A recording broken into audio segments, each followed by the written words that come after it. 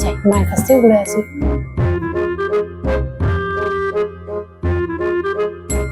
মা, কি বল? বলছি কি করছো গো? হ্যাঁ, তুই আমার সাথে কথা বলছিস? মা, তুমি এরকম কেন বলছো বলো? আমি কি তোমার সাথে কথা বলি না? হ্যাঁ, আমি তো সবসময়ই তোমার সাথে কথা বলি।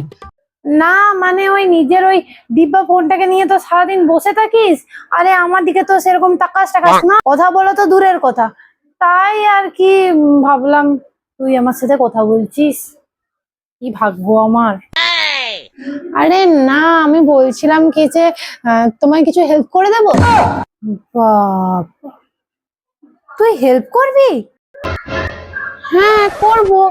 আরে কিছু করতে হলে বলো, না হলে আমি চলে যাচ্ছি। তাহলে নে এই জামা প্যান্ট গুলো গুছিয়ে দে, তাহলে নে ধর। আচ্ছা ঠিক আছে, দাও আমি গুছিয়ে দিচ্ছি।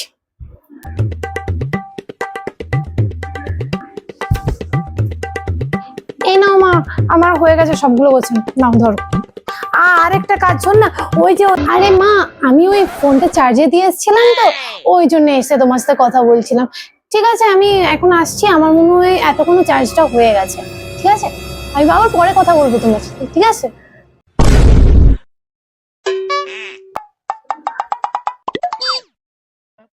তুই করবি আমার কাজ।